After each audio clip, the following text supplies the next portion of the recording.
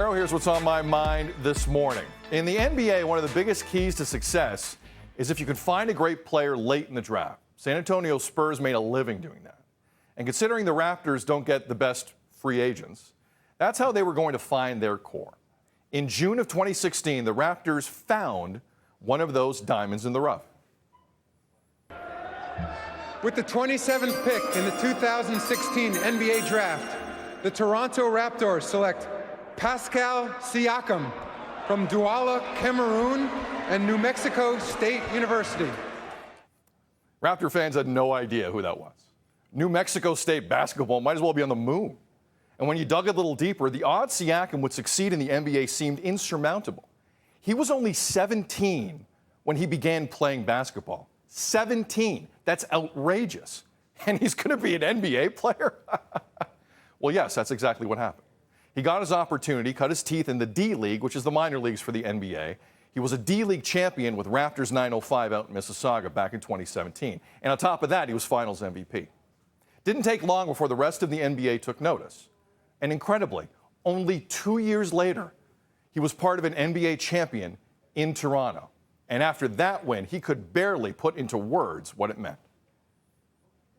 It's amazing. It's amazing. Just excited, happy, kind of like seeing. It's hard to just sit down and think about everything, but just the hard work and everything you put in to be able to be here at this level and be able to win. It's a dream. It's a dream, and it feels amazing to be able to realize their dreams. You'll obviously notice the Cameroon flag draped around him that night in Oakland. A few weeks later, he was praising his home country once again after being named NBA's most improved player. I just want to give a quick message to all the African kids out there. Cameroon, I know it's hard and it feels like we definitely, it's not possible most of the time. I just want to, tell you to believe in your dreams and go out there and work hard for it.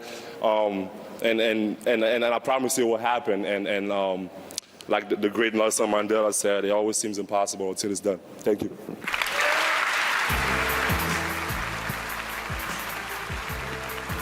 What a moment for Siakam and his family. His mom was right there. Some wondered if he potentially could be the #1 guy on an NBA roster. Once Kawhi Leonard left Toronto via free agency that summer, Raptors president Masai Ujiri made the decision that, yes, he could be. Prior to the 2019-20 campaign, Siakam signed a massive deal. 4 years, $136 million. He arguably had reached the mountaintop. NBA champion, rich beyond his wildest dreams, and a bright future ahead. But not long after that, things started to turn for Siakam. In a recent interview with the New York Times, Siakam revealed he felt like the organization never really handed the keys over to him in that moment, saying, quote, "I had the contract, but I never really felt like I was the guy, to be honest," end quote. While Pascal was trying to find his feet, he still managed to be an all-star. But then, COVID. Season stopped. Had to be completed in Florida. Here's where things went south, literally. He reportedly showed up out of shape, had mental health issues in the bubble, dealt with online abuse, and never found his feet. It ended with a disappointing 7-game series loss to the Celtics. Siakam, when it was over, took all the blame. I have to be better, Definitely a low moment for me, just learning experience, and just knowing that you gotta be ready. And I wasn't able to really help my teammates and stuff. So yeah, I take a lot of the blame, man. I take a lot of the blame. Just continue to work. Like it's a learning experience for me. Continue to learn. Get back to the drawing boards and come back better. The following season was arguably way worse. Couldn't hit a three-pointer to save his life, struggled with a shot late in games. He struggled defensively, and most concerning of all, his relationship with head coach Nick Nurse became testy.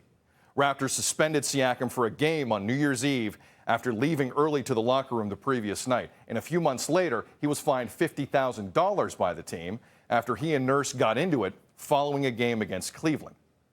Raptors open training camp back at home in Toronto next Tuesday. And with Kyle Lowry having left for Miami, this is now Siakam's team. It's his moment. And in my opinion, this is the season we find out what this kid's made of. He either becomes the leader Masai Ujiri's paying him to be, or this becomes one of the biggest miscalculations in Raptors history. There's no middle ground here. And there's plenty of trade rumors. He's coming off shoulder surgery. There's a lot in this story.